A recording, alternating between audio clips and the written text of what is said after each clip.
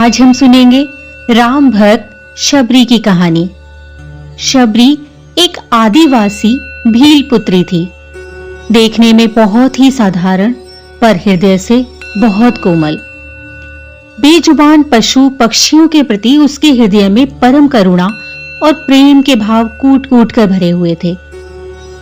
जब वह विवाह के योग्य हुई तो उसके पिता ने उसका विवाह निश्चित कर दिया। आदिवासियों की एक प्रथा थी कि किसी भी शुभ कार्य से पहले वे पशुओं की बलि देते थे। इस प्रथा के लिए उनके पिता विवाह से एक दिन पहले 100 भेड़ बकरियां ले आए। शबरी ने पिताजी से पूछा, पिताजी, इतनी सारी भेड़ बकरियां क्यों लाए हो? तो पिता ने कहा, पुत्री, कल सुबह से तुम्हारे विवाह कार्य और विधियों को प्रारंभ करने से पहले इन सभी भेड़ बकरियों की बलि कुल देवी को प्रसन्न करने के लिए दी जाएगी, ताकि विवाह में किसी प्रकार का कोई विघ्न न आए और सभी कार्य सरलता पूर्वक पूर्ण हो जाए। ऐसा कहकर पिता वहां से चले गए। प्रथा के बारे में सुनकर शबरी का मन द्रवित हो उठा। वह बहुत दुखी हुई। उस रात शबरी को नींद भी नहीं आई और वह पूरी रात उन भेड़ बकरियों के पास ही बैठी रही। उसके मन में एक ही बात रह रह कर उठ रही थी कि कैसे वो इन बेजुबान पशुओं को बचा पाए। तभी अचानक शबरी के मन में एक ख्याल आता है कि यदि वह सुबह होने से पहले भागकर जंगल की ओर चली जाए तो इन जानवरों की जान बच सकती है।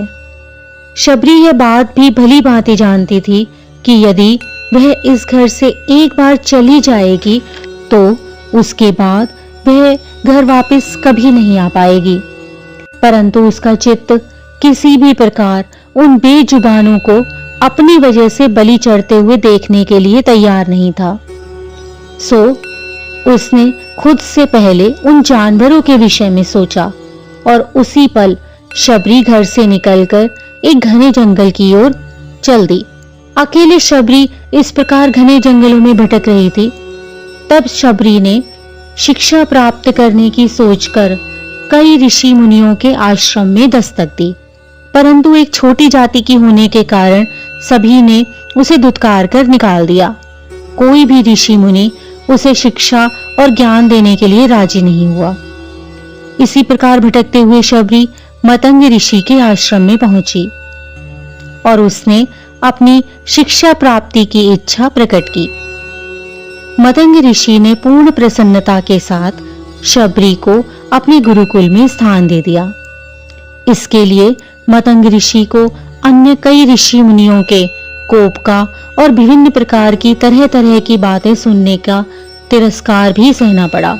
उधर शबरी ने बहुत ही जल्द आश्रम और गुरुकुल के नियम, कर्म और आचरणों को बहुत ही आसानी से अपना लिया और दिन रात अपने गुरु की सेवा में लग गई। शबरी शिक्षा प्राप्ति के साथ साथ आश्रम की सफाई, गौशाला की देखरेख, गऊओं का ध्यान रखना और अन्य गुरुकुल वासियों के लिए भोजन बनाने जैसे कार्य भी पूर्ण हर्ष और भाव के साथ करती थी। इसी प्रकार कई वर्ष बीत गए। मतंग ऋषि भी शबरी के आचरण, व्यवहार और गुरु भक्ति से बहुत प्रसन्न थे। मतंग ऋषि अब बूढ़े हो चुके थे। उनका शरीर भी दुर्बल हो चुका था। तभी एक दिन उन्होंने शबरी को अपने पास बुलाया और कहा, पुत्री, मेरा शरीर अब दुर्बल हो गया है। अब मैं अपना शरीर छोड़कर परमपिता में लीन होने की इच्छा से समाधि लेना चाहता हूँ। परंतु उससे पहले मैं तुम्हें एक आशीर्वाद देना चाहता हूँ। बताओ, तुम्हें क्या चाहिए? तब शबरी आंखों में आंसू भरकर कहने लगी, हे गुरुवर, आप ही मेरे पिता हैं। आप मुझे अपने साथ ही ले चलें। तब ऋषि मतंग बोले, नहीं पुत्री, मेरे बाद तुम्हें इस आश्रम का ध्यान रखना होगा। तुम्हारी ईश्वर भक्ति और कर्तव्य परायणता, करुणा भाव का तुम्हें उचित लाभ मिलेगा और उसी के फलस्वरूप एक दिन तुम्हें उस परम पिता का दर्शन होगा। स्वयं राम जी तुमसे मिलने आएंगे और तुम्हारा उद्धार करेंगे और तुम्हें मोक्ष की प्राप्ति होगी। इतना कहकर मतंग ऋषि अपनी देह को समाधिगत कर लेते हैं। उसी दिन से शबरी ने श्री राम के इंतजार की लौ अपने हृदय में जला ली। वह नित्य प्रति सुबह होते ही आश्रम की सफाई करके सुंदर सुंदर फूलों से आश्रम को सजाती, मीठे मीठे फल बाग से इकट्ठा करती और श्री राम का इंतजार करती। उसे राम जी के आने की कोई निश्चित तिथि पता नहीं थी, परंतु अपने गुरुवर की बात पर पूर्ण विश्वास था कि एक ना एक दिन उसके राम जरूर आएंगे। एक दिन शबरी आश्रम के पास एक बड़े तालाब से पानी लेने के लिए गई। वहीं पास ही में एक ऋषि तपस्या कर रहे थे। जब उन्होंने शबरी को जल लेते हुए देखा तो उसे अछूत कहकर उस पर एक पत्थर फेंक कर मारा, जिससे शबरी का हाथ जख्मी हो गया और रक्त की एक बूंद उस नदी के जल में जा गिरी, जिससे उस तालाब का सारा जल लाल रंग का रक्त सा हो गया। शबरी वहां से रोती हुई राम को याद करती हुई अपने आश्रम में वापस आ गई। उस ऋषि ने उस तालाब के जल को ठीक करने के लिए बहुत से प्रयास किए। कई पवित्र नदियों जैसे गंगा और यमुना आदि का जल भी उस तालाब में मिलाया, परंतु फिर भी तालाब के पानी का रंग लाल ही रहा।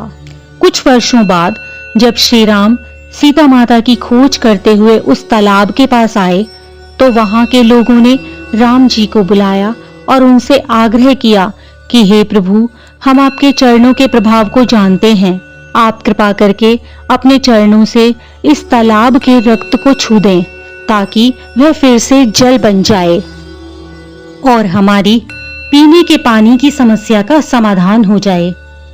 उनके आग्रह पर राम जी ने उस तालाब में अपने चरणों को रखा, परंतु उसका कोई प्रभाव नहीं पड़ा। जल पहले जैसा सुर्ख ही रहा। तब श्री राम ऋषि से कहते हैं, हे ऋषिवर, आप मुझे इस तालाब की संपूर्ण कथा सुनाएं कि कैसे इसका जल रक्त में परिवर्तित हो गया। तब ऋषि उन्हें शबरी और तालाब की पूर्ण कथा बताते हुए कहते हैं कि हे प्रभु, यह जल उसी शूद्र शबरी के कारण अपवित्र हो गया है। तब भगवान बहुत दुखी होकर कहते हैं कि हे ऋषिवर, यह रक्त उस शबरी का नहीं बल्कि मेरे हृदय का है, जिसे तुमने अपने वचनों से दुखाया है और घायल किया है। और भगवान राम ऋषि से आग्रह करते हैं कि कृपा करके आप माता शबरी को यहाँ बुलाएं, मुझे उनसे मिलना है। तभी शबरी को वहां पर बुलाया गया। बुलाने के लिए लोगों ने बताया कि राम जी आए हैं। तो राम नाम सुनते ही शबरी, मेरे प्रभु आ गए, मेरे राम आ गए, ऐसा कहते हुए वहां दौड़ी चली आती है। शबरी के दौड़कर आने से उसके पैरों की धूल उड़कर तालाब में चली जाती है और तालाब का रक्त फिर से जल में परिवर्तित हो जाता है। और राम जी ऋषि से कहते हैं, देखिए गुरुवर, आपके कहने के अनुसार मैंने सब किया, परंतु उसका कोई लाभ नहीं हुआ और यह रक्त शबरी माता के पैरों की धूल लगते ही फिर से जल बन गया है। शबरी जैसे ही भगवान राम को देखती है, उनके चरणों पर गिर जाती है और अपने साथ अपने आश्रम में आने का आग्रह करती है। शबरी ने उस दिन भी अपना आश्रम फूलों से सजा रखा था और बाग से चख चख कर सबसे मीठे और रसदार बेर अपने प्रभु राम के लिए लाई थी। शबरी पूरे उत्साह और आनंद से प्रभु राम का स्वागत करती है और उन्हें मीठे मीठे बेर खिलाती है। प्रभु राम भी बड़े प्रेम से उन्हें खाते हैं और लक्ष्मण जी से भी बेर खाने को कहते हैं। तब लक्ष्मण जी कहते हैं, भैया ये बेर छूटे हैं, आप भी इन्हें ना खाएं। तब श्री राम कहते हैं, लक्ष्मण ये बेर झूठे नहीं बल्कि सबसे मीठे हैं, क्योंकि ये प्रेम और भाव से भरे हुए हैं और भगवान राम और भी अधिक प्रेम से उन बेरों का आनंद लेते हैं। मतंग ऋषि का कथन सत्य होता है और देवी शबरी को मोक्ष की प्राप्ति होती है और राम शबरी के राम बन जाते हैं। इसी प्रकार की अन्य व्रत एवं पौराणिक कथा कहानियों के लिए हमारे चैनल को सब्सक्राइब और शेयर करें ताकि आप भी दूसरों तक इन्हें पहुंचाकर धर्म लाभ प्राप्त कर सकें।